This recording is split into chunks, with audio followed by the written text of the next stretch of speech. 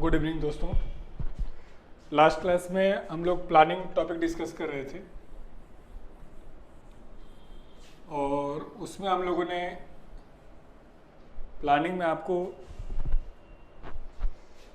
नीति आयोग तक बता दिया था।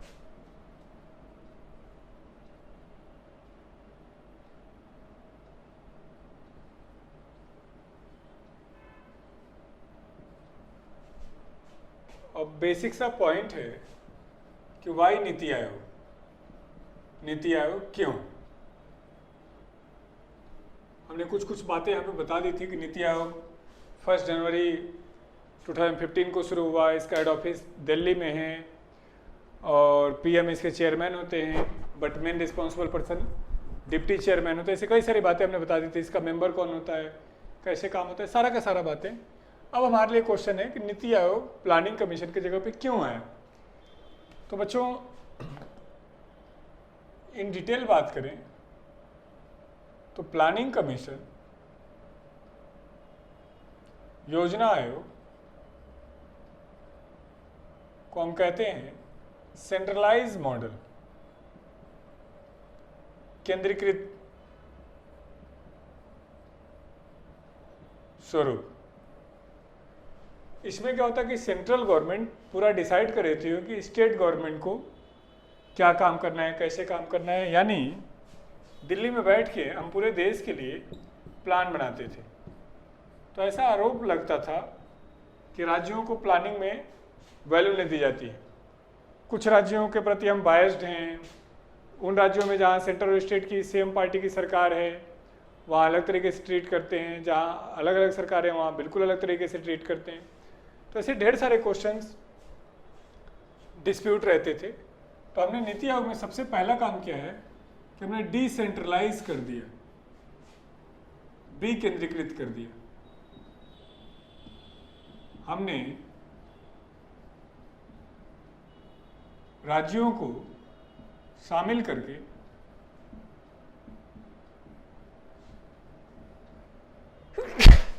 राज्यों को शामिल कर लिया और राज्यों के सजेशन के हिसाब से हम काम कर रहे हैं। इसमें क्या है कि जो आरोप था वो खत्म हो गया। बेसिकली नीति आयोग एक गवर्निंग काउंसिल के तहत कार्य करती है,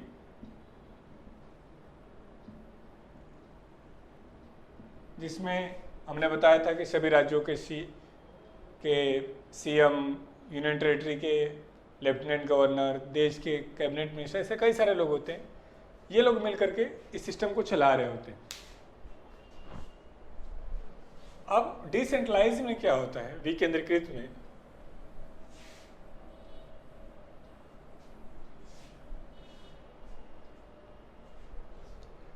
कि राज्यों को वैल्यू कर दी जाती है। तो पहला आता है कि नीति आयोग किस पे काम कर रहा है, तो डिसेंट्रलाइजेशन पर।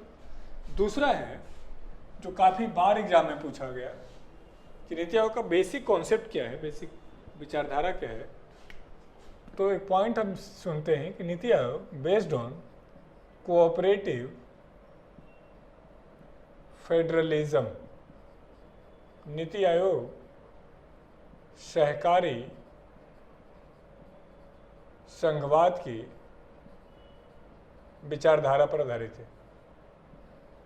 कोऑपरेटिव फेडरलिज्म, सहकारी संघवाद की विचारधारा के अनुसार कार्य करते हैं। अब ये पॉइंट बनता है कि कोऑपरेटिव फेडरलिज्म कहते किसे, सहकारी संघवाद होता क्या है। तो बच्चों एक वर्ड है फेडरल सिस्टम, संघवाद। अलग अलग देशों में अलग अलग नाम से हम इसको जान रहे हैं। अब पॉइंट है कि फेडरलिज्म होता क्या है। तो इन डिटेल बात करें तो ये एक ग्रीक वर्ड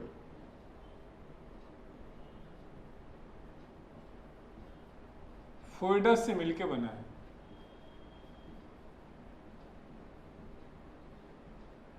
और बच्चों फोइडस का मतलब होता है एग्रीमेंट, समझौता,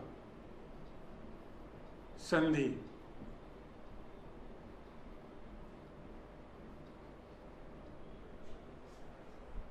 जब सरकारें आपस में मिलजुल करके एग्रीमेंट कर लेती हैं, समझौता कर लेती हैं, तो इसी को फेडरलिज्म कहते हैं, संघवाद कहते हैं। जैसे सामान्य बोलचाल में जब सेंटर और स्टेट अपने पावर को बांट लेते हैं तो उसको हम फेडरलिज्म कहते हैं। बांटना किस बात के लिए? ताकि सिस्टम को ठीक से चला जा सके। इस बात के लिए, बांटने के लिए जब सरकारें आपस में एग्रीमेंट कर लेती है तो ऐसे सिस्टम को हम फेडरलिज्म कहते हैं। थोड़ा डिटेल सीखिए। तो ये बच्चों दो तरीके से बांटा जा सकता है, एक यूनिटी पर आधारित, एकता पर, और दूसरा डिस्क्रिमिनेशन पर, विभेदन पर। यूनिटी पर का मतलब है जब कई सारे स्टेट गवर्नमेंट आपस में मिल करके एक देश बना ले तो उसको हम यूनिटी बेस्ड फेडरल सिस्टम कहेंगे, एकता पर आधारित संघीय व्यवस्था कहेंगे। जैसे कि विश्व में सबसे पहले अमेरिका ने किया, जब 1776 में वहाँ के 50 राज्यों ने मिल करके डिसाइड किया कि हम एक मजबूत देश बनाते हैं, बाहर की जिम्मेदारी केंद्र सरकार संभाल लेगी और अंदर की जिम्मेदारी एज ए स्टेट हम संभाल लेंगे। और डिस्क्रिमिनेशन का मतलब होता है जब कोई सेंट्रल गवर्नमेंट अपनी सुविधा के लिए कई सारे स्टेट बना ले तो वैसे सिस्टम को हम डिस्क्रिमिनेशन कहते हैं। ऐसा करने वाला वर्ल्ड का पहला देश कनाडा था। 1867 में कनाडा ने काम किया था। अब भाइयों, हमने कहा कि समझौता, एग्रीमेंट, डिवीजन ऑफ पावर दो तरीके से हो सकता है, जब राज्य सरकारें मिलकर देश बनाए या देश अपनी सुविधाओं के लिए राज्य सरकार बना ले। अब किस देश में कौन सा सिस्टम होगा ये डिपेंड करेगा उस देश के हिस्टोरिकल बैकग्राउंड पर, ऐतिहासिक स्थिति पर। दोस्तों,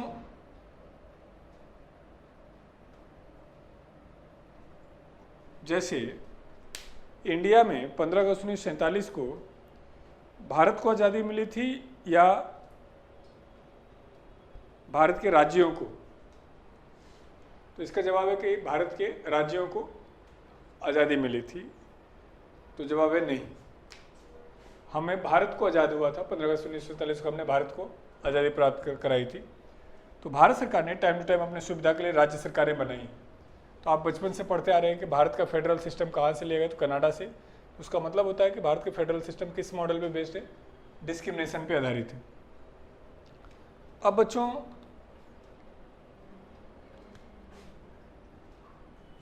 एक पॉइंट और सीखना है, सरकार कौन होती है? तो सरकार वो होती है जो सिस्टम को लागू करती है, जो व्यवस्था बनाने का काम करती है, जो कानून बनाती है। तो दो सरकारें थी या दो सरकार है, सेंटर और स्टेट।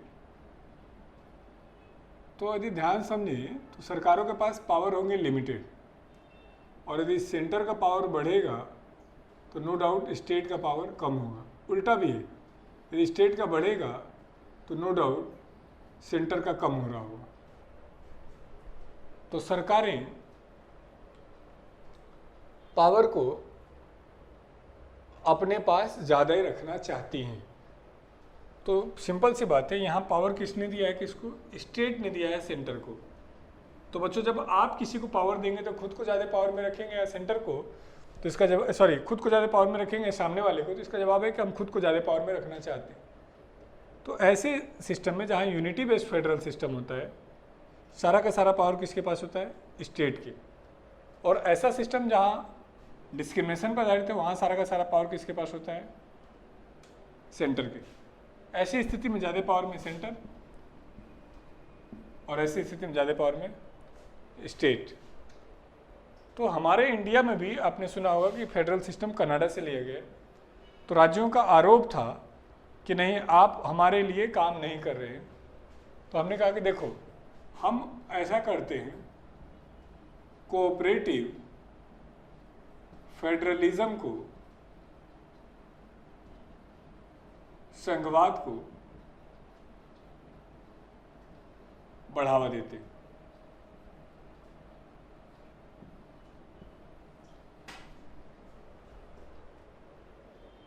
तो साथियों, कोऑपरेटिव फेडरलिज्म का मतलब है, मोदी सरकार कह लीजिए, नई सरकार कह लीजिए, पीएम कह लीजिए, कि development with the help of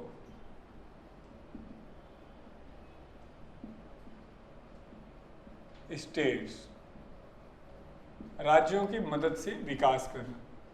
तो इस मॉडल को हम कहते हैं कोऑपरेटिव फेडरलिज्म, सहकारी संघवाद।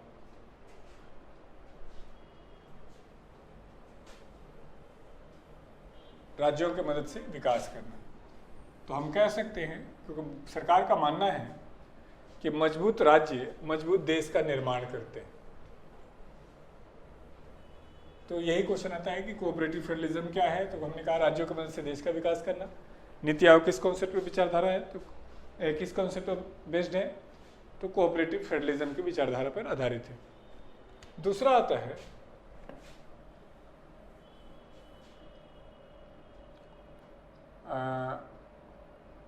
कि नीति आयोग है क्या। तो हम कहते हैं बच्चों, NITI Aayog is a think tank of India या ऑफ इंडियन पॉलिसी। आजकल देश में जो कुछ भी हो रहा है, जैसे भी निर्णय लिया जा रहा है, सारा का सारा नीति आयोग के सहयोग से लिया जा रहा है, स्पेशली फाइनेंशियल मैटर पे। तो ये तो था एक छोटा सा पॉइंट नीति आयोग। दूसरा, नीति आयोग क्यों लाए हैं, तो हमने कहा कि टॉप टू बॉटम का कॉन्सेप्ट खत्म करके बॉटम टू टॉप का कॉन्सेप्ट लेके आए, राज्यों को प्रमोट करके राज्यों के सहयोग से विकास करने की बात चल रही है। अब है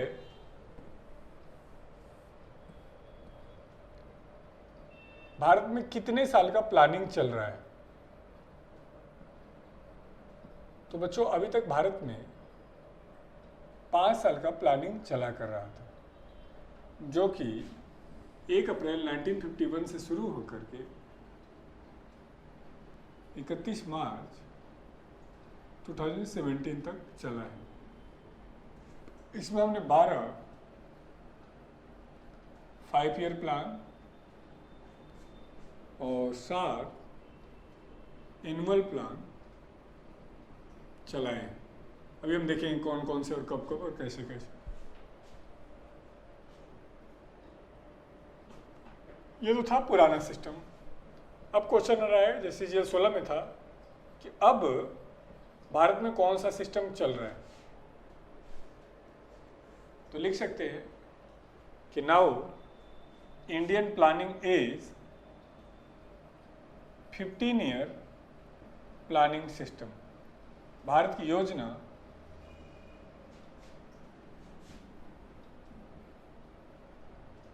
15 वर्षीय योजना है। अभी 15 वर्ष के प्लान को कैसे डिवाइड किया गया, तो बच्चों 15 वर्ष के प्लान को हमने 7-7 साल में डिवाइड किया कि कुछ टारगेट को 50-50 रखेंगे और 1 साल को हम ग्रेस पीरियड में रखेंगे। इस 7 साल के टारगेट को 3-3 साल में डिवाइड किया गया और फिर हमने 1 साल का ग्रेस पीरियड लिया। फिर इस 3 साल के पीरियड को हमने 1-1 साल में डिवाइड किया और इस तरीके से हम कार्य कर रहे हैं। तो क्वेश्चन है कि भारत में अब कितने साल का प्लान चल रहा है, तो बच्चों इसका जवाब हुआ 15 ईयर, 15 वर्ष का प्लान चलाया जा रहा है।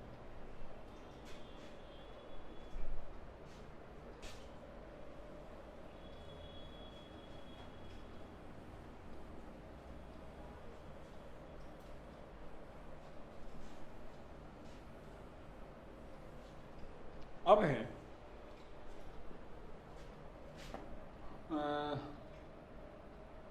कि भारत में जो पंचवर्षीय योजनाएं चली हैं, किस प्लान का क्या टारगेट था। तो हम आराम से एक एक करके डिस्कस करेंगे। तो पहला प्लान बच्चों हमने 1 अप्रैल 1951 को शुरू किया था और 31 मार्च 1957 को कंप्लीट कर दिया। फिर पूछता है कि इसका टारगेट क्या था। तो इसका टारगेट बच्चों एग्रीकल्चर, कृषि का विकास करना था, क्योंकि एक बहुत बड़ी आबादी भारत से, पाकिस्तान से भारत आई थी बहुत बड़ी आबादी थी जो भूखी थी, गरीब थी। तो हमारा पहला था कि पहले भोजन पे काम करते हैं। तो इस कॉन्सेप्ट से विचारधारा से हमने एग्रीकल्चर पे काम किया। और ये प्लान हेराल्ड डोमर मॉडल पे आधारित है। तो कई बार पूछ लेता है कि पहला प्लान किस मॉडल पे आधारित है या हेराल्ड डोमर मॉडल पे कौन सी योजना थी। तो हमने कहा पहली योजना थी। फिर दूसरी योजना सेकेंड प्लान, तो बच्चों ये जब भी शुरू होगा तो 1 अप्रैल को और ख़त्म होगा 31 मार्च को, जिससे ये गलत था 1956। तो हमने कहा 1 अप्रैल 1956 से लेकर के 31 मार्च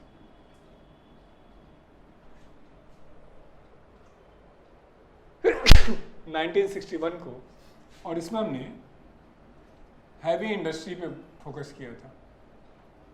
देश के कई सारे उद्योग, भिलाई, राउरकेला, इस तरह के बहुत सारे उद्योग इसी समय इस्टेब्लिश किए गए। और ये जो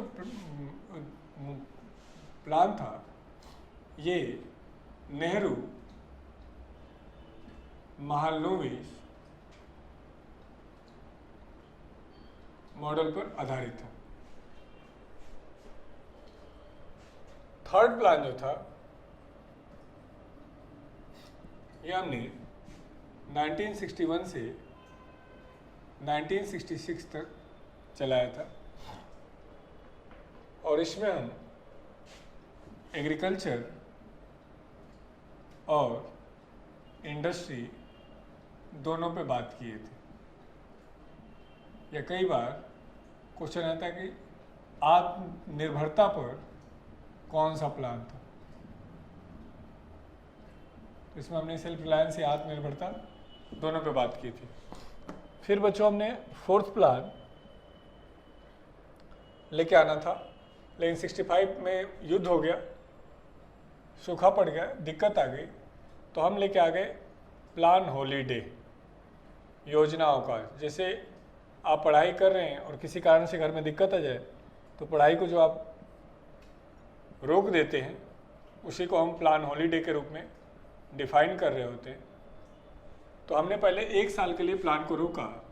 1 साल बाद जब स्थिति ठीक हो जाएगी तो हम दोबारा प्लान को शुरू करेंगे। लेकिन स्थिति नहीं ठीक हुई तो हमने प्लान को 1 साल के लिए और रोका, और फिर भी स्थिति नहीं ठीक हुई तो प्लान को हमने 1 साल के लिए और रोका। इन तीनों को हम एनुअल प्लान के रूप में, वार्षिक योजना के रूप में डिफाइन करते हैं। फिर आया फोर्थ प्लान, चौथी योजना। 1969 से 1974। और अब यहाँ से क्वेश्चन क्या बन सकता है कि प्लान हॉलीडे किस प्लान के बाद आया, तो बच्चों इसका जवाब होगा थर्ड प्लान। या प्लान हॉलीडे किस प्लान में आया तो प्लान कौन सा शुरू होना चाहिए था, चौथा प्लान। तो हम कह सकते हैं चौथे प्लान में आया। अगला है फोर्थ प्लान। इसमें हमने डेवलपमेंट विथ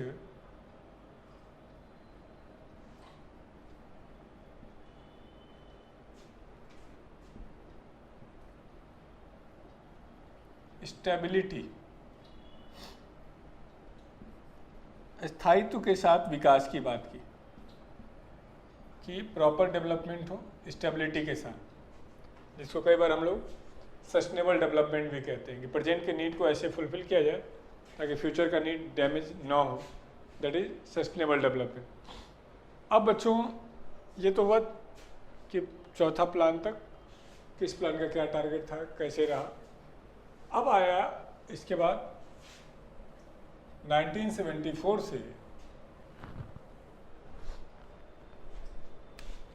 पांचवा प्लान। ये चलना था तो 79 तक, लेकिन चला 78 तक ही। तो एक क्वेश्चन और हमारा तैयार हुआ कि कौन सा प्लान, कौन सा 5 प्लान 4 साल ही चला था, और इसमें हमने टारगेट रखा था एलिमिनेशन ऑफ पॉवर्टी, गरीबी हटाओ। गरीबी को दूर करने का हमने टारगेट रखा। इसमें बहुत सारे अच्छे अच्छे कार्यक्रम लाए गए जिसे हम 20 पॉइंट प्रोग्राम भी कहते हैं।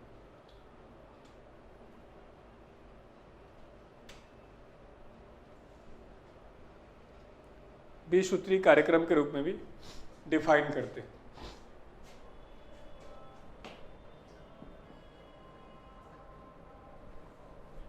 फिर सरकार चेंज हो गई, मोरारजी देसाई की सरकार आई। हेलो, हाँ वो पेपर बन जाए तो मुझे भेज जरूर देना, और मुझे सारा भेजना आज रेलवे का मेंस का, क्यों वो है नहीं, मुझे ही करना है सारा काम। तो मुझे व्हाट्सएप कर देना सारा टेस्ट पेपर जो है भेजना। तो हमें फिर यहाँ प्लान हॉलीडे लेके आए, और हमने 1978 से 79 के लिए और 1979 से 80 के लिए 2 योजना अवकाश लेके आए। फिर हम बच्चों लेके आए 6 प्लान, और हम 1982, 85 और इस बार हमने एम्प्लॉयमेंट पर, रोजगार पर बल दिया।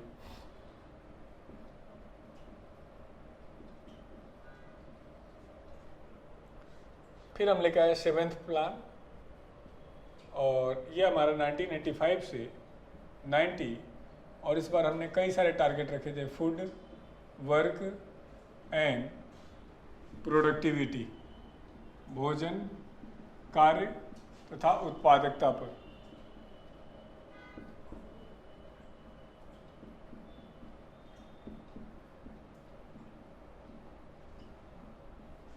और फिर बच्चों हम 8th प्लान लेके आ गए,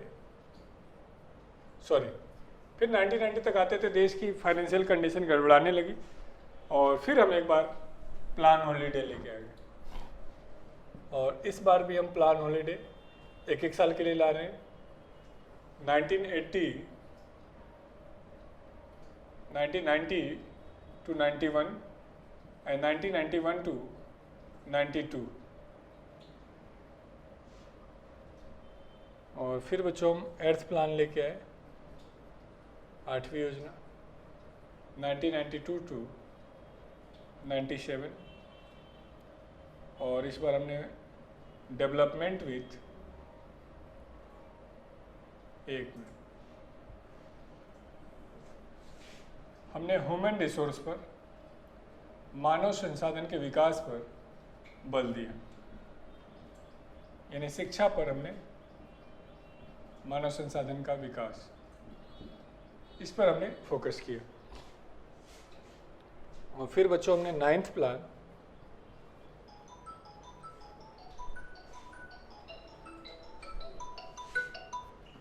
हेलो, हाँ सर, जी नमस्कार, हाँ लाइव क्लास ले रहा हूँ, बताइए। आ नहीं रहे क्या? क्यों?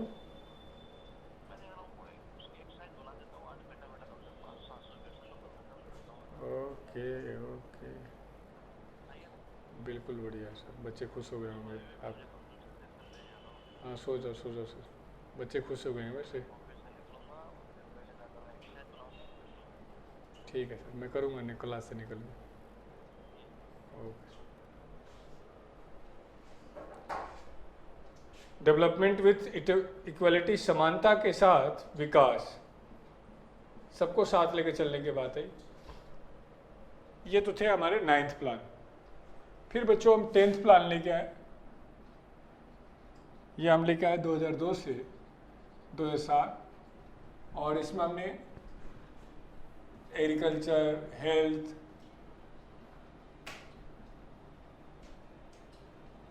टेक्नोलॉजी, कई सारे मल्टीपर्पज़ प्रोग्राम यहाँ से हो गया।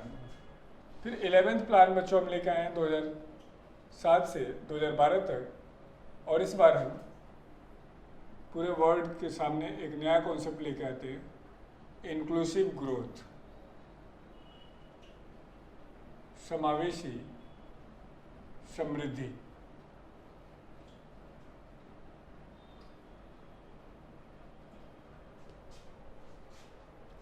और बच्चों फिर हम लेके आते हैं 12th प्लान 2012 से 2017 तक, और इस बार हम लेके आते हैं फास्टर एंड सस्टेनेबल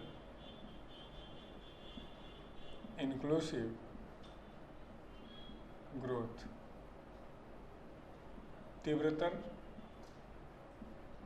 एवं सतत समावेशी समृद्धि।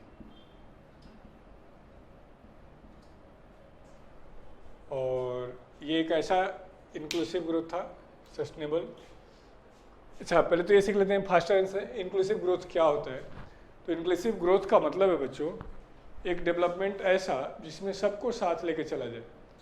इंक्लूसिव का मतलब होता है फॉर ऑल, सभी के लिए,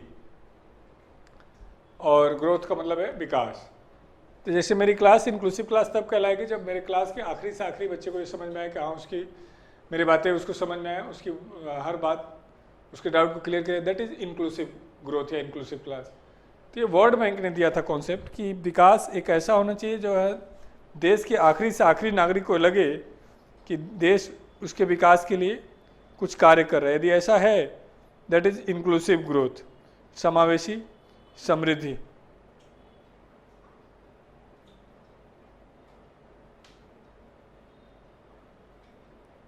तो उसको हम इंक्लूसिव ग्रोथ है समावेशी समृद्धि के रूप में डिफाइन करते हैं।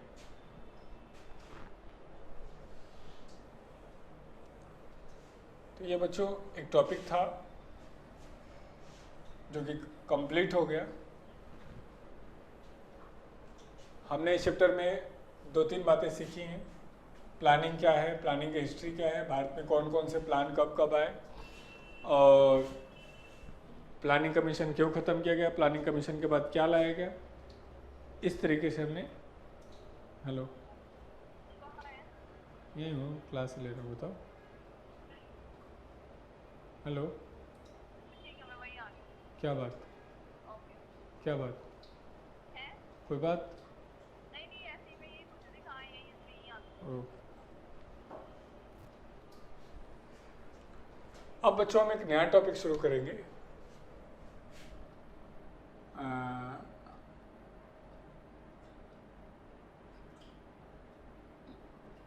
बैलेंस ऑफ पेमेंट, भुगतान संतुलन।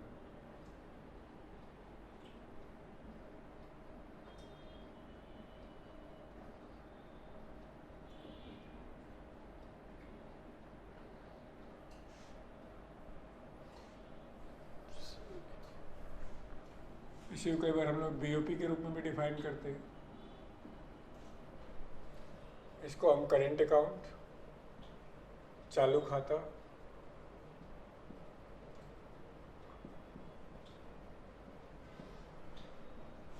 कैपिटल अकाउंट,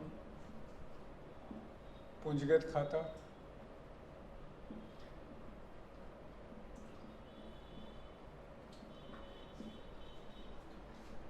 करेंट अकाउंट को हम लोग विजिबल अकाउंट, दृश्य खाता,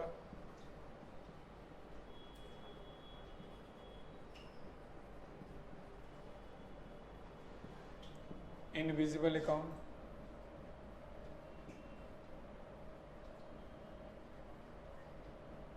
अदृश्य खाता,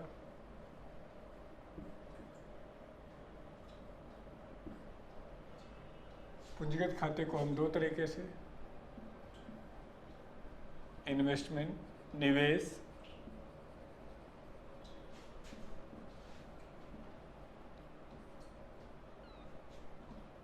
लोन ऋण, ग्रांट अनुदान। इन्वेस्टमेंट को हम 2 तरीके से, एफडीआई और एफपीआई। एफडीआई को हम दिल्ली रूट,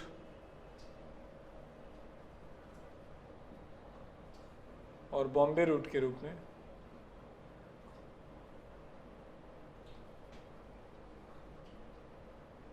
दिल्ली मार्ग और बॉम्बे मार्ग के रूप में डिफाइन करते हैं। फिर एफपीआई को हम क्यूएफआई और एफआईआई इस रूप में हम डिफाइन कर रहे हैं।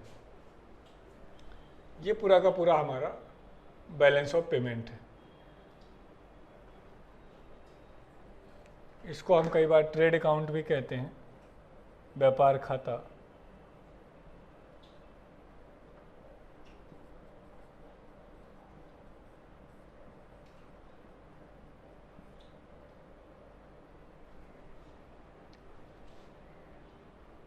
ये पूरा का पूरा डिटेल हमारा बैलेंस करेंट अकाउंट कहलाता है।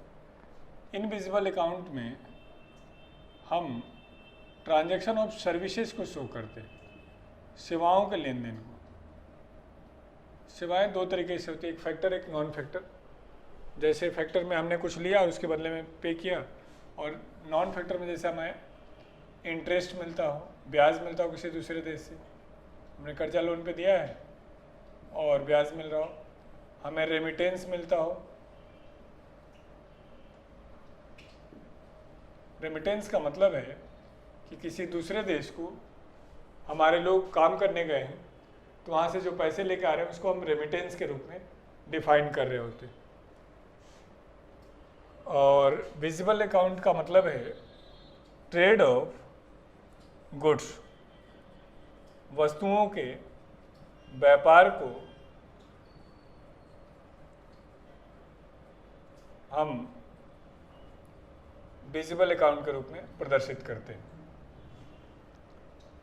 अब बच्चों पहले तो हम सीखते हैं बैलेंस ऑफ पेमेंट क्या है। तो ये एक चार्ट सा था। अब इसमें दो तीन बातें हम सीख सकते हैं कि लोन और ग्रांट। लोन जब हम किसी देश को देते हैं तो वापस लेते हैं, ग्रांट हम देते हैं तो वापस नहीं लेते हैं, या उल्टा भी है, लोन लिया है तो देना पड़ेगा, ग्रांट लिया है तो देने की कोई ज़रूरत नहीं। या एक ऐसे एग्जांपल समझो, जैसे मान लो आप अपने दोस्त को 100 रुपये उधार देते हो, ये लोन है, लेकिन आप अपने दोस्त को पार्टी दे रहे हैं 500 रुपये का, तो वो ग्रांट के रूप में आ सकता है। मतलब बात अमाउंट का नहीं है, बात पर्पज़ का है। तो ये देते हैं तो वापस लेते हैं, ये लिया है तो देना है, ये लिया है तो देने की जरूरत नहीं है, और दिया है तो मिलेगा नहीं। तो पहले तो हम सीखते हैं करेंट अकाउंट और कैपिटल अकाउंट में क्या अंतर होता है। फिर सीखते हैं बैलेंस ऑफ पेमेंट क्या होता है। तो यदि चार्ट को देखें आप तो इससे कॉन्सेप्ट क्लियर होता है कि बैलेंस ऑफ पेमेंट किसी एक देश का पूरे रिमेनिंग विश्व के साथ जो भी ट्रांजैक्शन है उसी को बैलेंस ऑफ पेमेंट में शो किया जाता है। Transaction of a country with other country in one financial year is known as balance of payment, भुगतान संतुलन कहलाता है। लॉजिकल बात किया जाए बच्चों तो बैलेंस ऑफ पेमेंट हमेशा बैलेंस होता है। जितना पैसा करेंट अकाउंट में दिखाया जाएगा, जितना पैसा कैपिटल अकाउंट में दिखाया जाएगा, वो दोनों का बैलेंस हमेशा 0 रखा जाएगा। मान लीजिए किसी साल पैसा कम दिख रहा है तो लोन ले करके उसको बराबर कर दिया जाएगा। मान लीजिए पैसा ज़्यादा दिख रहा है तो व्यापार करके या किसी को लोन देके या ग्रांट दे करके बैलेंस करेंगे। तो अगर ये पूछा जाए कि बैलेंस ऑफ पेमेंट किसी देश का क्या है, तो बैलेंस ऑफ पेमेंट हमेशा हर देश का बच्चों क्या होगा, बैलेंस होगा। दूसरा था कि करंट अकाउंट या कैपिटल अकाउंट में अंतर क्या है।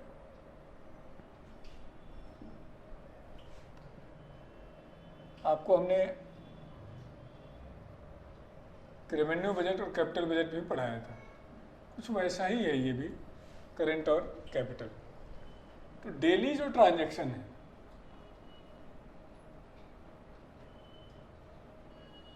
दैनिक लेन देन का मतलब है हम एक्सपोर्ट कर रहे हैं, इंपोर्ट कर रहे हैं, कोई हमारे वहाँ घूमने के लिए आ रहा है, हम किसी को जा रहे हैं, कोई एजुकेशन के लिए आ रहा है, कोई देश हमसे कर्जा लिया हुआ है तो हम ब्याज ले रहे हैं, या हमने किसी से कर्जा लिया तो हम ब्याज दे रहे हैं। यानी जो डेली बेस पर ट्रांजैक्शन हम कर रहे होते हैं वो सारा का सारा हम किस रूप में डिफाइन कर रहे होते हैं बच्चों, तो करेंट अकाउंट के रूप में।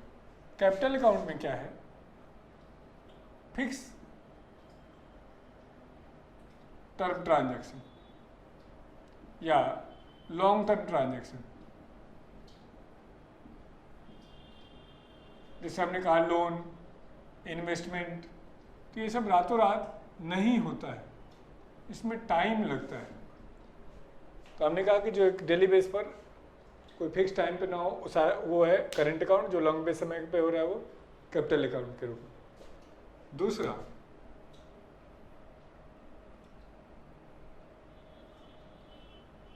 Current account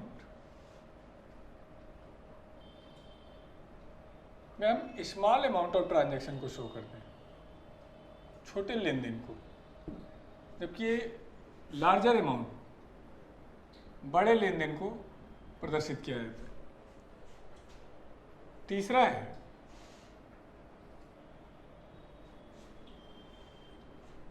current account. अब ऐसे समझें, करेंट अकाउंट में हम किसी भी देश के एक्सपोर्ट या इंपोर्ट को मेनली प्रदर्शित करते हैं। हालांकि जो ट्रेड अकाउंट होता है वो एग्जैक्टली एक्सपोर्ट इंपोर्ट होता है, लेकिन हम यहाँ पे एक समझाने के लिए यूज़ कर सकते हैं कि एक्सपोर्ट इंपोर्ट को शो कर रहे हैं।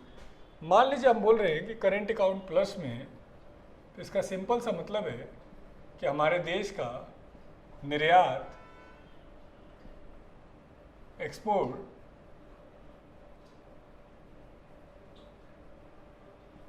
इंपोर्ट से ज़्यादा है। हम कह रहे हैं कि करेंट अकाउंट हमारा माइनस में है, तो इसका मतलब है कि हमारा इंपोर्ट एक्सपोर्ट से ज़्यादा है। और हम कह रहे हैं करेंट अकाउंट बैलेंस है, तो इसका मतलब है इंपोर्ट और एक्सपोर्ट बराबर है। तो बच्चों आप सोच के देखिए कि करेंट अकाउंट प्लस है, इसका मतलब क्या है।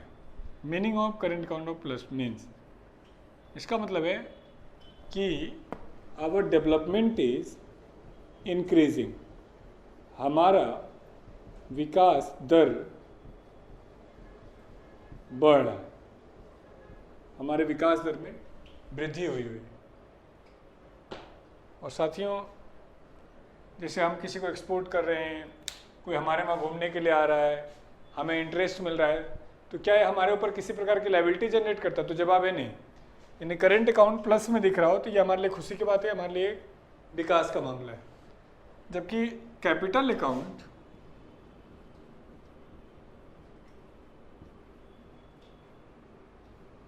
प्लस में, इसका सिंपल सा मतलब है कि हमारे ऊपर लायबिलिटीज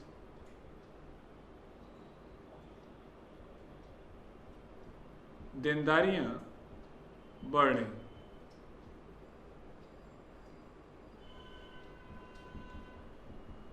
यदि हमारे पास इन्वेस्टमेंट आया है तो इसका मतलब है कि वो जब जाएगा तो हमें देना पड़ेगा। हमने किसी से लोन लिया है तो देना पड़ेगा। यानी हमें कौन से अकाउंट के प्लस होने पे खुश होने की जरूरत है? Current account. तो प्रश्न क्या कैपिटल अकाउंट माइनस में हो? तो जवाब है नहीं। लेकिन प्लस में होगा तो हमारे ऊपर लायबिलिटी होगी, हमारे पास दूसरों के पैसे ज़्यादा आए हैं तो हमें उनको देना पड़ेगा, हमारे पास दूसरे लोग इन्वेस्टमेंट के लिए आए हैं तो वो वापस जाएंगे तो हमें वापस देना पड़ेगा। तो क्या इससे नुकसान ही नुकसान है? तो जवाब है कि नहीं। कैपिटल अकाउंट प्लस में हो तो ये हमारे लिए एक अच्छी बात हो सकती है, खुशी की बात हो सकती है,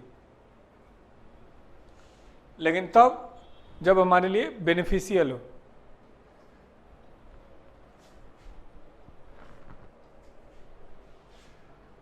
अब यहाँ पे क्वेश्चन है बेनिफिशियल किस सेंस में? विदेशी आएंगे तो हमारे में इन्वेस्ट करेंगे तो जॉब मिलेगा, टैक्स मिलेगा, क्वालिटी आएगी, यानी कई सारे बेनिफिट हो सकते। तो इस सेंस से कोई भी देश इन्वेस्टमेंट को या फॉरेन ट्रेड को प्रमोट करने का कार्य कर रहा होता है। हमारा करेंट अकाउंट माइनस में है, इसी को बच्चों हम करेंट अकाउंट डेफिसिट कहते हैं, चालू खाता घाटा।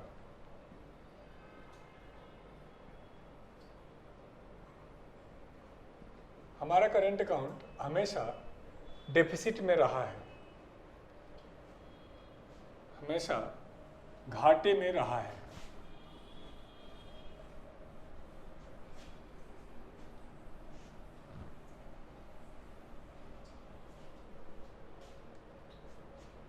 हमारा करंट अकाउंट 1972 और 1976 पॉजिटिव में रहा है, लेकिन पॉजिटिव का ये मतलब कहीं भी नहीं कि एक्सपोर्ट बढ़ गए।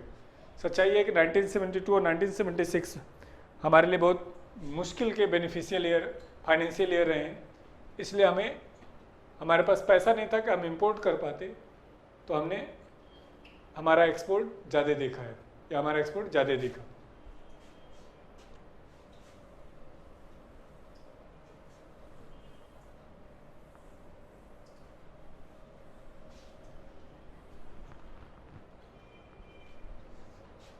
अब है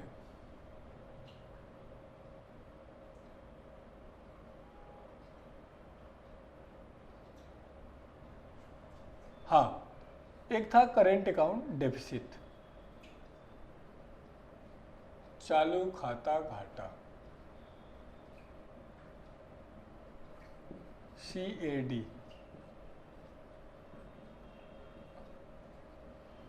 और दूसरा है बच्चों फिस्कल डेफिसिट, राजकोषीय घाटा।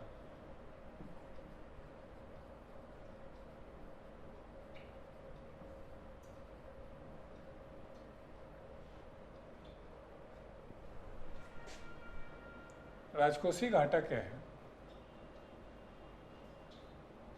तो हमने कहा था जब किसी देश का इंपोर्ट, जब किसी देश का एक्सपेंडिचर,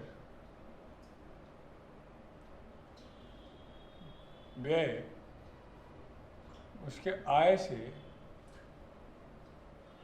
ज़्यादा हो, तो ऐसी स्थिति को हम फिस्कल डेफिसिट या राजकोषीय घाटा कहते हैं। और चालू खाता घाटा जब किसी देश का इंपोर्ट एक्सपोर्ट से ज़्यादा हो, और ध्यान से देखें तो किसी भी देश के लिए सबसे मुश्किल स्थिति हो सकती है। तो इन दोनों घाटे को हम मिला करके बच्चों बोलते हैं ट्विन डेफिसिट।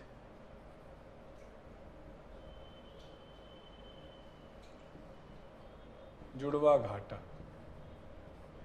तो यूपीएससी CDS CPF का पेपर देखेंगे तो उसमें इस तरह के क्वेश्चन दिखाएंगे कि ट्विन डेफिसिट क्या होते हैं। तो हमने कहा करंट अकाउंट डेफिसिट और फिजिकल डेफिसिट को मिला के हमारा ट्विन डेफिसिट बन रहा होता है, जुड़वा घाटा कहला रहा होता है। एक क्वेश्चन ये तैयार हुआ। अब है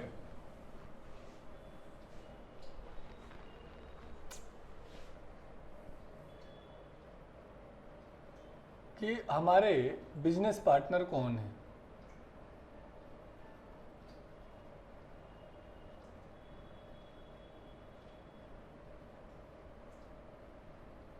देश के 3 बड़े व्यापारिक साझेदार कौन है। तो देश के 3 बड़े व्यापारिक साझेदार में बच्चों चाइना, इंडिया, सऊदी अरेबिया और चाइना, सऊदी अरेबिया और USA को रखते हैं। तो ये क्वेश्चन है भारत का सबसे ज़्यादा बिजनेस किसके साथ हो रहा है? चाइना के साथ सबसे ज़्यादा, दूसरे नंबर किसके साथ? सऊदी अरब के साथ, और तीसरे नंबर पे अमेरिका के साथ। ये जो सच्चाई की बात है वो हमारे लिए इन दोनों का निगेटिव है। मतलब इन दोनों देशों से हम इंपोर्ट ज़्यादा करते हैं, एक्सपोर्ट कम करते हैं, जबकि अमेरिका वाले में हमारा ट्रेड पॉजिटिव है। मतलब हम एक्सपोर्ट इसके साथ ज़्यादा कर रहे हैं, इंपोर्ट कम कर रहे हैं। तो क्वेश्चन ये बने कि भारत का सबसे बड़ा बिजनेस पार्टनर, तो जवाब होगा चाइना। क्वेश्चन बने कि भारत का सबसे बड़ा बिजनेस पॉजिटिव बिजनेस पार्टनर, तो जवाब होगा अमेरिका। दूसरा,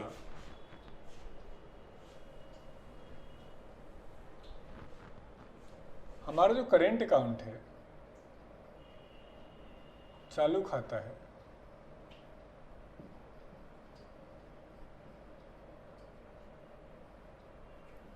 ये हमने 2 हिस्सों में बांटा, विजिबल अकाउंट और इनविजिबल अकाउंट, दृश्य खाता और अदृश्य खाता।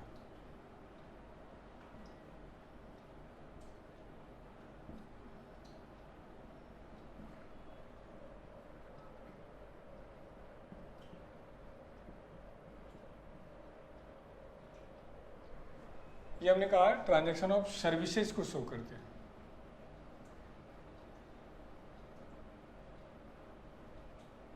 सेवाओं के व्यापार को।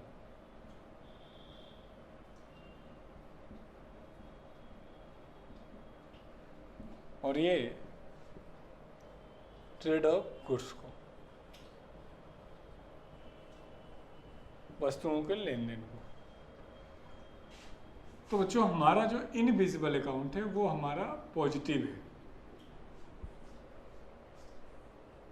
ये आ चुका है क्वेश्चन। इसका सिंपल सा मतलब है कि हम वहाँ से ज़्यादा पैसे ला पा रहे और कम पैसा देना पड़ा हमें सर्विसेज के मामले में। लेकिन हमारा invisible account, sorry visible account इतना बड़ा निगेटिव है कि फाइनली हमारा करंट अकाउंट निगेटिव हो जा रहा है।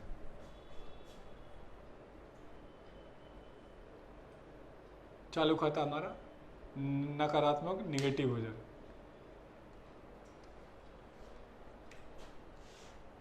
तो ये क्वेश्चन पूछा जाए कि स्थिति क्या है, तो इनविजिबल हमारा पॉजिटिव, विजिबल हमारा नेगेटिव, तो ओवरऑल करंट अकाउंट नेगेटिव। अब यहाँ से क्वेश्चन हो कि भारत सबसे ज़्यादा एक्सपोर्ट किस चीज़ का कर रहा है, तो बच्चों हम इस बजट में सबसे ज़्यादा जो एक्सपोर्ट कर रहे हैं वो कर रहे हैं जेम्स एंड ज्वेलरी, रत्न एवं आभूषण। हम विदेशों को रत्न एवं आभूषण मंगा रहे हैं, जेम्स एंड ज्वेलरी, रत्न एवं आभूषण मंगाने का काम कर रहे हैं, भेज रहे। और क्वेश्चन है कि सबसे ज़्यादा इम्पोर्ट किस चीज़ का कर रहे हैं, तो बच्चों हम सबसे ज़्यादा पैसा जो खर्च कर रहे हैं वो हम क्रूड ऑयल पे, लगभग 24% पैसा पूरे जीडीपी का, या पूरे, सॉरी जीडीपी तो गलत हो जाएगा, पूरे एक्सपोर्ट का इम्पोर्ट का 24% चला जाता है कच्चे तेल पर, क्रूड ऑयल पर, और लगभग 15% एग्जैक्ट 14.7 के आसपास हम पैसा प्राप्त करते हैं। कहाँ से? जेम्स एंड ज्वेलरी से, रत्न एवं आभूषण से। अब बात करते हैं कैपिटल अकाउंट। तो हमने कहा था कैपिटल अकाउंट में हम लॉन्ग टर्म के ट्रांजैक्शन को शो कर रहे हैं। कैपिटल अकाउंट में हम कैपिटल के पैसे के डायरेक्ट ट्रांसफर को शो कर रहे होते हैं। कैपिटल अकाउंट में हमने देखा था कि हमारे पास 3 चीज़ें थी, लोन, ग्रांट और इन्वेस्टमेंट।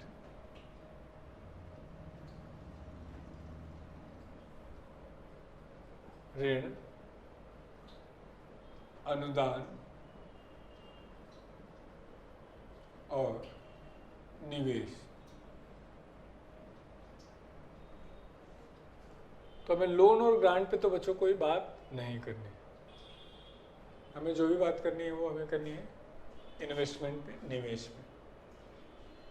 तो अब क्वेश्चन है कि इन्वेस्टमेंट क्या होता है, तो हम इसको डिफाइन करते हैं। इन्वेस्टमेंट का सिंपल मतलब है जब हम पैसा लगाएं इस उम्मीद से कि वहाँ से कुछ रिटर्न मिलेगा तो उसे हम इन्वेस्टमेंट कहेंगे। आप पढ़ाई करें, घर वाले आपके ऊपर खर्च करें, दैट इज इन्वेस्टमेंट।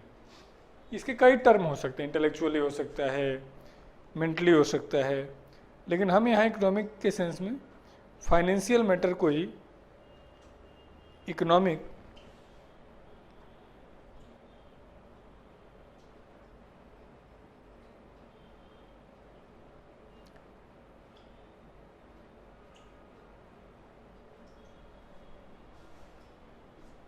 के रूप में डिफाइन करते हैं। तो हम कह रहे हैं कि compulsory payment for output is known as investment.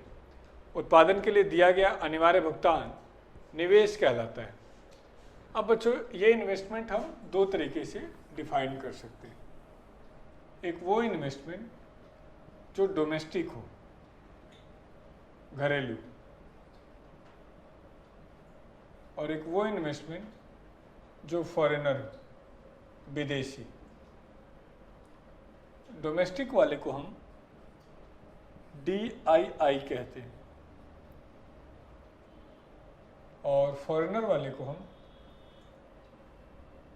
FDI और FPI के रूप में डिफाइन करते हैं।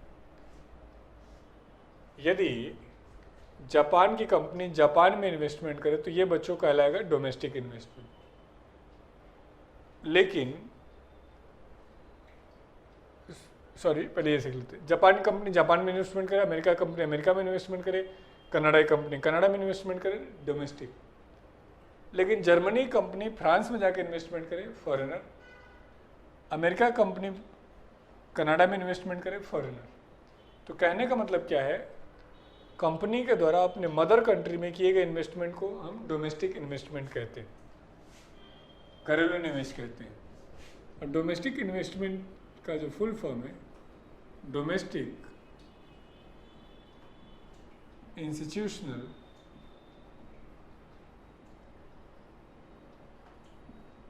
इन्वेस्टमेंट, घरेलू संस्थागत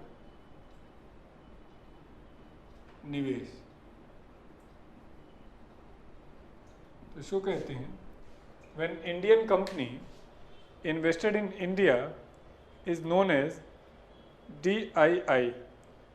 जब भारतीय कंपनी भारत में निवेश करती है तो ऐसे निवेश को भारतीय निवेश कहा जाता है। When Indian company invested in India is known as DII। जैसे टाटा, रिलायंस से बहुत सारे एग्जाम्पल है। कुछ एग्जाम्पल वो जो आपको कंफ्यूज करते हैं, जैसे पीटर इंग्लैंड है भारत की लेकिन लगती है विदेश की है।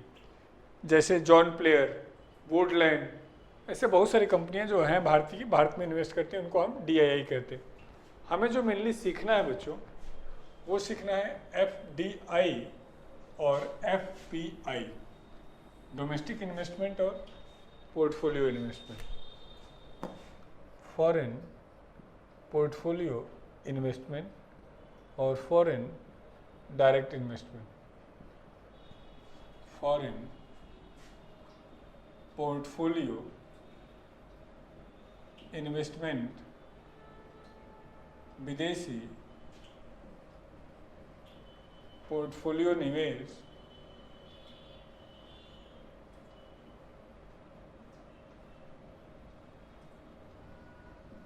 एंड विदेशी डायरेक्ट इन्वेस्टमेंट।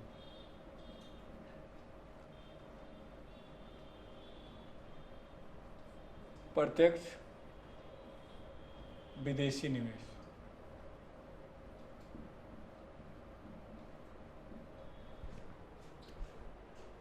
देखिए, जो पोर्टफोलियो वर्ड है ये हम कई बार यूज करते हैं। अलग अलग सब्जेक्ट में इस वर्ड का अलग अलग मीनिंग होता है। जैसे हम पोर्टफोलियो जो वर्ड है, पॉलिटिकल साइंस में पोर्टफोलियो का मतलब होता है डेजिग्नेशन। जब आप इंस्पेक्टर बनेंगे, ऑफिसर बनेंगे, तो आप एक पर्टिकुलर पोर्टफोलियो के तहत कार्य करेंगे, डेजिग्नेशन के तहत, दैट इज पोर्टफोलियो। एजुकेशन के सेक्टर में पोर्टफोलियो का मतलब होता है एक टीचर जो अपने बच्चों का डेली डायरी मेंटेन करता है, दैट इज पोर्टफोलियो। और सिनेमा के सेक्टर में बच्चों पोर्टफोलियो का मतलब होता है, एक आप हीरो या हीरोइन बनना चाहते हैं तो आप किस एंगल से कैसा दिखते हैं, उसको हम पोर्टफोलियो के रूप में डिफाइन करते हैं। लेकिन इकोनॉमिक्स में पोर्टफोलियो का मतलब होता है नहीं, होता था कागज, पेपर।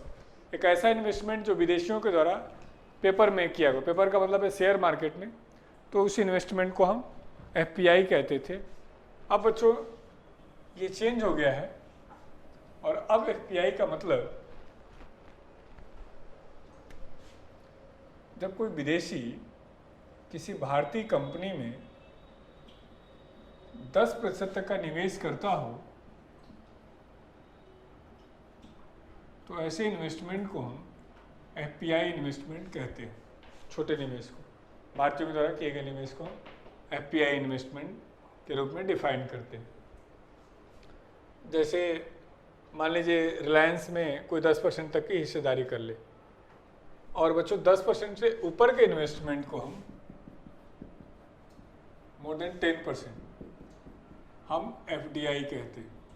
10% से ऊपर का मतलब 100% भी हो सकता है, वो भी बाद में डिस्कस करेंगे। तो हमने कहा 10% तक के निवेश को हम एफपीआई कहते हैं। एफपीआई को हम दो कैटेगरी में रखते हैं, एक है क्यूएफआई और दूसरा है एफआईआई। क्यूएफआई है क्वालिफाइड फॉरेनर इन्वेस्टर्स, और एफआई है फॉरेन इंस्टीट्यूशनल इन्वेस्टर्स, विदेशी संस्थागत निवेशक।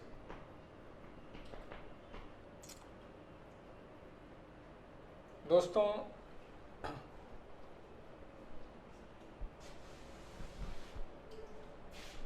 अब इसको ये तो है फुल फॉर्म। इसका मतलब क्या है? जब कोई विदेशी एज अ व्यक्ति इन्वेस्टमेंट करता हो तो ऐसे इन्वेस्टमेंट को हम इंडिविजुअल इन्वेस्टमेंट कहेंगे, और इसी इंडिविजुअल इन्वेस्टमेंट को क्यूएफआई। व्यक्ति का मतलब क्या है? बराक ओबामा क्या करें, भारतीय किसी कंपनी में एक हिस्सेदारी ले लेते हो तो इसको हम एफपीआई के रूप क्यूएफआई के रूप में डिफाइन करते हैं। एफआईआई क्या है? जब विदेशी एक कंपनी के रूप में भारतीय किसी कंपनी में हिस्सेदारी करे तो वो कहलाएगा एफआईआई, फॉरेन इंस्टीट्यूशनल इन्वेस्टर्स, विदेशी संस्थागत निवेशक। तो ये तो हो गया क्यूएफआई जब विदेशी एज ए इंडिविजुअल, एफआईआई जब विदेशी एक कंपनी के रूप में निवेश करे, दैट इज एफआईआई। तो ये तो हो गया एफपीआई क्या है। तो हमने कहा एफपीआई जब किसी भारतीय की कंपनी में कोई विदेशी 10% तक का निवेश करे, वो विदेशी एज ए व्यक्ति एज ए इंडिविजुअल क्यूएफआई जब विदेशी एक कंपनी के रूप में कंपनी बना करके आकर इन्वेस्टमेंट करे तो हम इसको एफआईआई कहते हैं। आपको याद हो हमने एफपीआई को हॉट मनी कहा था बैंक वाले चैप्टर में। ये बिहार पीसीएस में आया हुआ क्वेश्चन है, एसएससी में भी आया हुआ है, आईएएस में भी आया हुआ क्वेश्चन है कि हॉट मनी किसे कहते हैं। तो हमने कहा था कि ये शॉर्ट टर्म का इन्वेस्टमेंट है, क्योंकि छोटा इन्वेस्टमेंट होगा तो कंपनी जब भी अपने अगेंस्ट सिचुएशन को पाएगी तो भाग जाएगी, कंपनी अपने फेवर में पाएगी तो तुरंत चली जाएगी। तो एक ऐसा इन्वेस्टमेंट जो शॉर्ट टर्म का हो, लघु अवधि का हो, दैट इज एफपीआई। और हमने कहा था ये दो तरीके का होता है, क्यूएफआई और एफआईआई। तो एग्जाम में तीनों में से कोई सा भी ऑप्शन हो सकता है हॉट मनी के रूप में, जैसा ऑप्शन होगा उसके हिसाब से हम एग्जाम में कर रहे होंगे। अब बात करते हैं एफडीआई, फॉरेन डायरेक्ट इन्वेस्टमेंट, प्रत्यक्ष विदेशी निवेश। तो हमने कहा जब कोई कंपनी बड़ा इन्वेस्टमेंट करे तो उसको हम एफडीआई के रूप में परिभाषित करते हैं। बड़ा इन्वेस्टमेंट का मतलब है क्या है? कंपनी अपना आउटलेट खोले, अपना ब्रांच इस्टेब्लिश करे, अपने एम्प्लॉय हायर करे, अपने मार्केटिंग करे और खुद बिजनेस करे, जैसे मैकडी, केएफसी, ये सारे के सारे इसके एग्जाम्पल हैं। अब बच्चों एफडीआई के रूप में आप देखेंगे तो जैसे ही कोई पार्टी सत्ता में आती है तो वो एफडीआई के फेवर में काम करने लगती है, जैसे ही कोई पार्टी अपोजिशन में जाती है तो एफडीआई के अगेंस्ट बात करने लगती है। अब देखें तो जब कांग्रेस के लोग सत्ता में थे तो एफडीआई का फेवर करते थे, बीजेपी विरोध करती थी। आज बीजेपी विरोध कर सपोर्ट कर रही है, कांग्रेस विरोध कर रहे हैं। तो मीनिंग क्या है कि कुछ ना कुछ ऐसा है जिसकी वजह से सभी लोग सत्ता में आने के बाद इसका फेवर कर रहे होते हैं। तो यदि हमें ये पता चल जाए कि इसका क्या लाभ है क्या नुकसान है तो हम इजीली बता पाएंगे। तो बच्चों एफडीआई का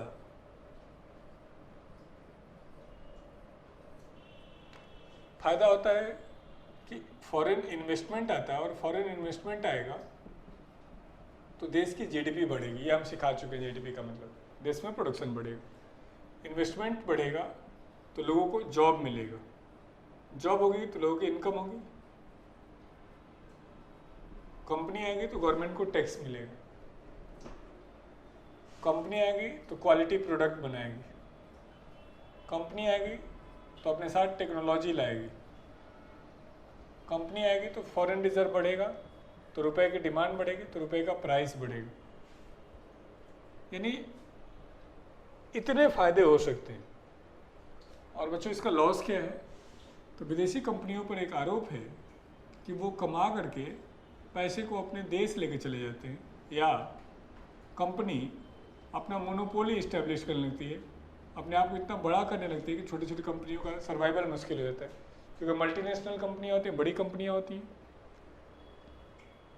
और ये एक वर्ड इन पे घातक है। तो यदि ध्यान से देखें तो इकोनॉमिक्स के पॉइंट ऑफ व्यू से किसी देश के विकास के लिए यही चीज़ें चाहिए, लेकिन ये चीज़ें हमारे लिए इमोशनल है, तो इसलिए अपोजिशन इस वर्ड का यूज़ करता है और सरकारें इस वर्ड का, क्योंकि देश के विकास के लिए हमें यही चाहिए। यही कारण है कि इकोनॉमिक्स एफडीआई को प्रमोट करता है, सत्ता में आने के बाद सरकारें इसका प्रमोट करती हैं। शर्त यह है कि कंपनी पर कंट्रोल बना रहे, ताकि हम ये फ़ायदा तो उठा लें, ये मोनोपोली न जनरेट करने दें। यही कारण है कि मैक्सिमम देशों की सरकारें एफडीआई को बढ़ावा देती है। इंडिया भी हर साल, अभी नई सरकार ने भी काफ़ी हद तक इसमें छूट दिया है, लेकिन कुछ सेक्टर है जहाँ पे हमने एफडीआई को प्रोहिबिटेड किया है, प्रतिबंधित किया हुआ है। जैसे हमने न्यूक्लियर एनर्जी प्रोडक्शन में प्रतिबंधित किया है। ये सेंसिटिव मैटर हो सकता है, परमाणु ऊर्जा उत्पादन।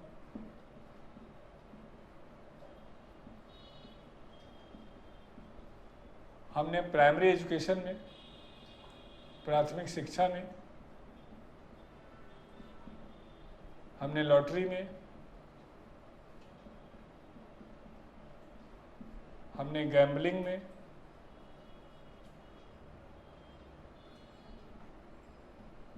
जुआ में अपने आप को अलाउ नहीं किया है कि विदेशी कंपनियां इन सेक्टर में नहीं आएंगी। अदरवाइज हमने सभी सेक्टर्स में एफडीआई को अलाउ किया है ताकि हम इन चीज़ों का फ़ायदा उठा सकें। तो अब तक हमने दो बातें सीखी कि एफडीआई क्या है। तो हमने कहा कि 10% से बड़े निवेश को हम एफडीआई के रूप में परिभाषित करते हैं। क्यों कोई सरकार एफडीआई का बढ़ावा देती है, या एफडीआई क्यों लाना चाहिए, एफडीआई लाने से क्या दिक्कत हो सकती है, ये दोनों तीनों बातें हमने आपके सामने रख दी।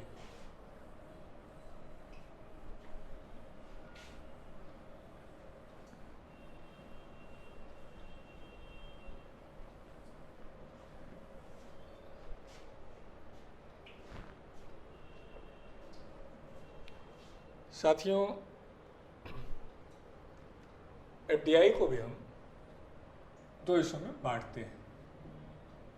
एक हिस्सा है दिल्ली रूट, और दूसरा हिस्सा है बॉम्बे रूट। हमने एज ए सरकार एफडीआई को दो कैटेगरी में बांट दिया कि वो एफडीआई जहाँ पे आने से हमारे लिए खतरा हो सकता है, और वो एफडीआई जहाँ हमारे आने से खतरा, इनके आने से खतरा न हो। तो वो हिस्सा जहाँ पे इनके आने से खतरा हो सकता है उसको हमने दे दिया दिल्ली रूट पे, और ये जहाँ इनके आने से बहुत ज़्यादा दिक्कत नहीं होगी वो हमने दे दिया बॉम्बे रूट। तो दिल्ली रूट को हम कहते हैं प्री परमिटेड रूट। पहले आप हमसे पूछें, हम आपको जांच करेंगे, आप हमें सही लगेंगे तो हम आपको अलाउ करेंगे। That is pre permitted route, पूर्वानुमति वाला मार्ग। अब प्रश्न किससे पूछेंगे? तो एक है FIPB, आपने सुना होगा, पी चिदम्बरम पे आरोप लगा है करप्शन का, उसमें भी यही है। FIPB is a part of finance ministry, ये डिसाइड करते हैं कि किस कंपनी को आने दिया जाए, किस सेक्टर में कितना इन्वेस्टमेंट हो। That is foreign investment promotional board.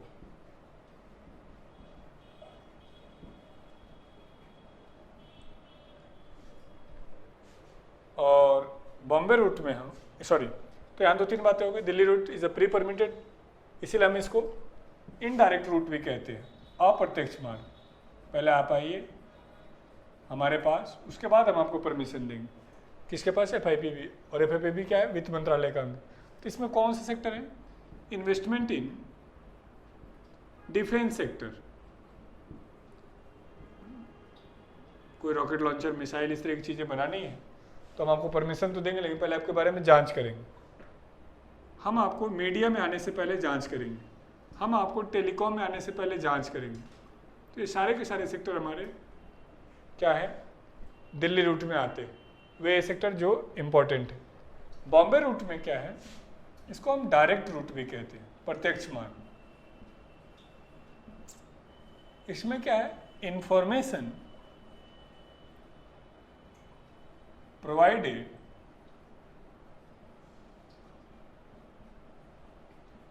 after investment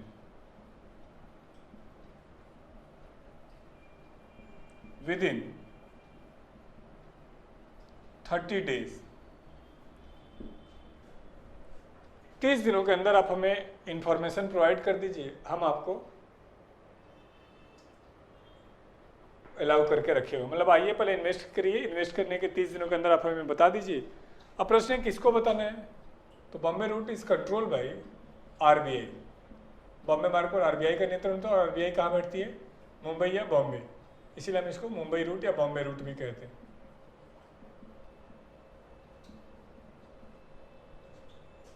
तो हमने पूरे FDI को 2 हिस्सों में बांटा, जहाँ दिक्कत हो वहाँ हमने दिल्ली रूट, और जहाँ दिक्कत ना हो वहाँ पे हमने बॉम्बे रूट के रूप में डिवाइड कर दिया। पी चिदम्बरम पर यही आरोप है कि उन्होंने पैसे लेकर के बहुत सारी कंपनियों को FIPB के माध्यम से बेनिफिट पहुंचाया है। खैर, तो ये हमारा दिल्ली रूट और बॉम्बे रूट। अब आते हैं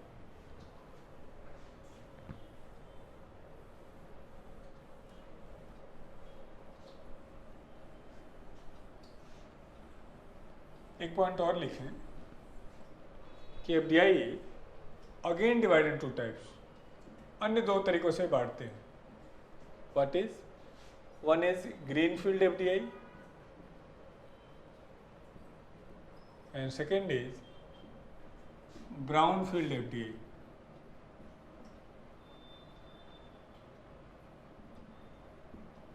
ग्रीन फील्ड FDI, मान लीजिए वो सेक्टर जहाँ पे FDI को अलाउ नहीं किया गया, तो पहली बार परमिशन दिया जाए। जैसे हमने कहा था लॉटरी, गैमलिंग, जुआ, ये सारा का सारा किस में? ग्रीन फील्ड में। तो न्यू सेक्टर में FDI permitted in new sector is known as green field FDI। And brown field क्या है? When FDI share of FDI increases in old sector. मान लीजिए बैंकिंग में FDI था 74%, हमने इसको बढ़ा के 100% कर दिया, तो यह है ब्राउन फील्ड। टेलीकॉम में FDI था 74, पहले तो 49 था, इससे बढ़ा के हमने 74 किया, 74 से बढ़ा के 100, that is brown field FDI। तो नए क्षेत्र में FDI को परमिशन देना ग्रीन फील्ड, पुराने क्षेत्र में FDI को का शेयर बढ़ाना ब्राउन फील्ड।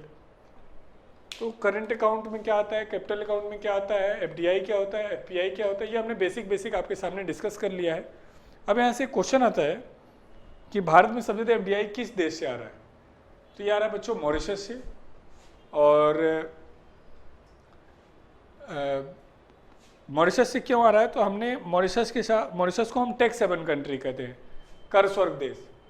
मॉरिशस के साथ हमारा एक एग्रीमेंट है कि यदि कोई, जैसे मॉरिशस क्या करता है कि कोई भी देश जो मॉरिशस में आकर इन्वेस्टमेंट करेगा, मॉरिशस उसको टैक्स फ्री रखेगा। उनका मानना है कि उनके आने से हमें जॉब तो मिल ही रहा है, हमारा इंफ्रास्ट्रक्चर मजबूत तो हो ही रहा है।